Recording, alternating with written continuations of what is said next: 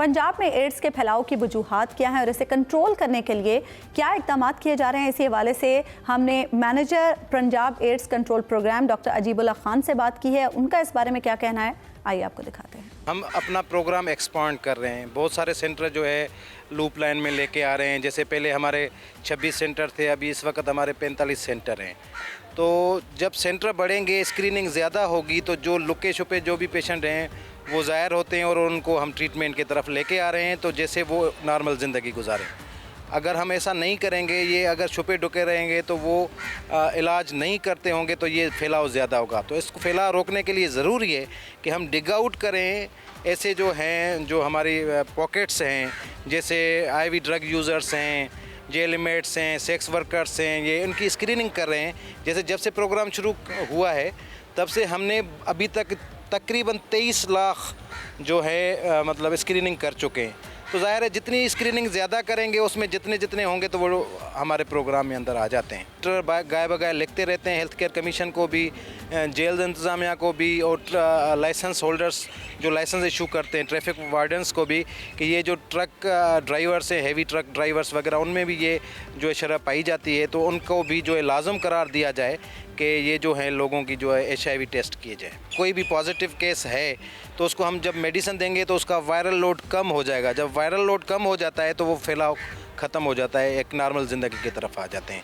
तो आपके वसात से मैं यही मैसेज दूंगा कि ऐसे जो भी हैं, जैसे हमारे पास 37,000 तकरीबन रजिस्टर्ड केस हुए और उसमें से 8,000 अभी भी जो ट्रीटमेंट लेकर फिर बीच में गायब हो गए, तो उन्हीं को ही लास्ट फॉलो कर रहे हैं कि वो भी हमारे प्रोग्राम में शामिल रहें और मेडिसिन खाते रहें और अपने जो वायरल लोड को जो है कम रखेंगे तो वो फैलाव रुक जाएगा। सर, हम ज़्यादा से ज़्यादा स्क्रीनिंग कर रहे हैं, इनको लूप लाइन में लेकर इनका ट्रीटमेंट शुरू करेंगे और वाहिद हल यही है कि ये लाइफ लॉन्ग ट्रीटमेंट खाएंगे। और ये सारी चीज़ें जो हम स्क्रीनिंग से लेके ट्रीटमेंट तक कर रहे हैं तो वो सारी की सारी फ्री उनको जो है प्रोवाइड कर रहे हैं। पाकिस्तान में एड्स के फैलाव को रोकने में सबसे बड़ी रुकावट क्या है, इसी पर बात करने के लिए हमारे साथ स्टूडियोज़ में मौजूद हैं सीनियर तज्ज़ियाकार जुल्फ़िकार राहत साहब। जुल्फ़िकार राहत साहब, बहुत बहुत शुक्रिया आप स्टूडियोज़ में तशरीफ़ लाए। बाकी बीमारियों की तरह एड्स भी एक मरज़ ही है, लेकिन हमारे माशरे में इसे बदनामी के साथ जोड़ा जाता है। हमारे माशरती रवैयों को किस हद तक तब्दील करने की ज़रूरत है? उसमें बिल्कुल आपने सही निशानदेही की। ये अफ्रीका से शुरू होने वाला ये मर्ज़ आज पूरी दुनिया में फैल चुका है और इसमें कोई शक नहीं कि सबसे पहले गैर हिफाजती जिनसी ताल्लुकात ही इसकी वजह समझी जाती है कि ये मर्ज़ इस वजह से फैलता है। लेकिन आहिस्ता आहिस्ता जो मेडिकल साइंस ने तरक्की की तो इसकी बहुत सी वजूहात सामने आई। मिसाल के तौर पे जिसमें ये समझा गया कि जो स्टरलाइज प्रॉपर मेडिकल आलात होते हैं उनको आप प्रॉपर साफ़ नहीं करते। जिस तरह मुख्तलिफ हजामों की दुकानों के ऊपर लोग चले जाते हैं और वहाँ पे जो आलात इस्तेमाल होते हैं, इवन डेंटिस्ट जो आलात इस्तेमाल करता है, इवन इस तरह बहुत सारी चीज़ें ऐसी हैं जो इसकी वजह बनती चली गई। लेकिन इसमें जहाँ पे वो रिस्पॉन्सिबल थे, जो मेडिकल आलात थे या सिरिंजेस का बार बार इस्तेमाल होना था, तो वो सारी वजूहात के साथ साथ मैं समझता हूँ कि पब्लिक भी उस तरह अवेयरनेस का मुजाहरा नहीं कर सकी। जिस तरह आम शख्स, ये भी उसकी एक वजह बन सकती है किसी को एड्स होने की कि उसको कोई ब्लड ऐसा लगा दिया गया हो, उसको पता ही नहीं, और उसको ब्लड की कभी ज़रूरत पड़ी हो और उसकी प्रॉपर स्क्रीनिंग ना की गई हो और वो सारी ज़िंदगी इस मौसी मर्ज़ में मुब्तला रहा हो।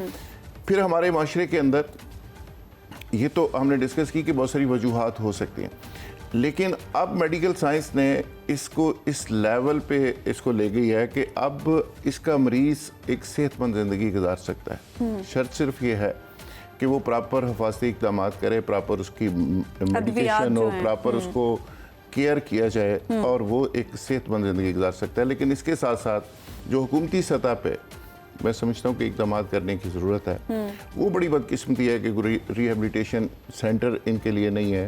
आप पूरे पंजाब को देख लें, चारों सूबों को देख लें, इसमें रहस है कि आपको एक आधा अदारा तो कोई मराकज़ बनाए गए, एक आधा अदारा नज़र आएगा।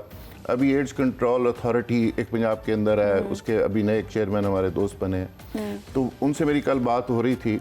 वो कहते हैं कि जिस तरह इसको कंट्रोल करना चाहिए उस तरह गवर्नमेंट की इस पर ना तवज्जो है, ना इसके फंड्स हैं, ना इसके इकदाम हो रहे हैं। सबसे पहले तो आगाही देने की ज़रूरत है, आगाही नहीं है लोगों की ज़रूरत है, बिल्कुल अवेयरनेस की ज़रूरत है। और ये लोगों को बताने की ज़रूरत है कि ये जो मरीज़ है ये कोई शूदर नहीं है, इसको स्टिग्मा बना दिया गया सोसाइटी के अंदर। इस मरीज़ को हमदर्दी की भी ज़रूरत है, केयर की भी ज़रूरत है, और उससे नफ़रत नहीं करनी।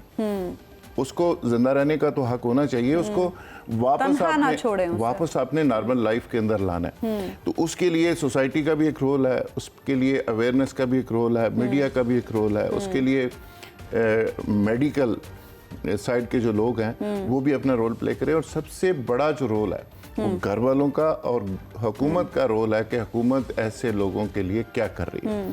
लेकिन उसमें हम जब रिसर्च करते हैं तो पूरे सबसे पहला रोल तो जुल्फ़िकार साहब घर वालों का ही होता है। जब घर वाले ही आपसे नफरत शुरू कर दें या घर वाले ही आपको तन्हा कर देंगे तो फिर मुआशरा तो ये करेगा। ऐसे ही है, बिल्कुल ऐसे ही है। जैसे कोरोना के मरीजों के साथ आपने देखा जो सलूक होता रहा, इसी तरह एड्स का इतना खौफ था माजी के अंदर। अब तो फिर भी अवेयरनेस आ गई है लोगों को। माजी के अंदर तो सिचुएशन ये थी कि अगर पता चल जाता था कि ये एड्स फला मर्ज को है, सॉरी मरीज को है, तो उसके करीब कोई नहीं जाता था। फैमिली के अंदर उसके बर्तन अलग कर दिए जाते थे, उसको कोई मिलता नहीं था, और वो बेचारा तन्हाई का शिकार होके अगर 4 दिन उसने जिंदा रहना भी है तो वो मौत के मुंह में पहले चला जाता था या खुदकुशी कर लेता। तो सोसाइटी के अंदर जो हमारे रवैये हैं, और उसकी बुनियादी वजह अवेयरनेस है कि हमें वो अवेयरनेस ही नहीं है, हमें गाइड ही नहीं किया जाता, हमें समझाया ही नहीं जाता, हमें बताया ही नहीं जाता।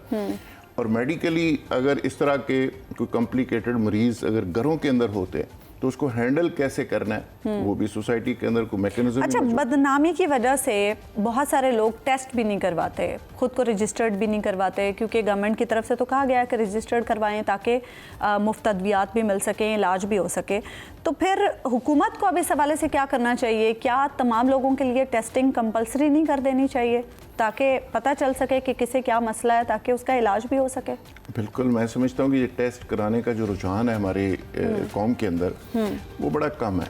हम आम हालात के अंदर जो टेस्ट एनुअल टेस्ट होने चाहिए, जो हर 6 महीने के बाद या छमाही के बाद टेस्ट होने चाहिए, जो पूरी दुनिया के अंदर कंपलसरी है और पूरी दुनिया के अंदर अवेयरनेस है, वो सारे टेस्ट करवाते हैं।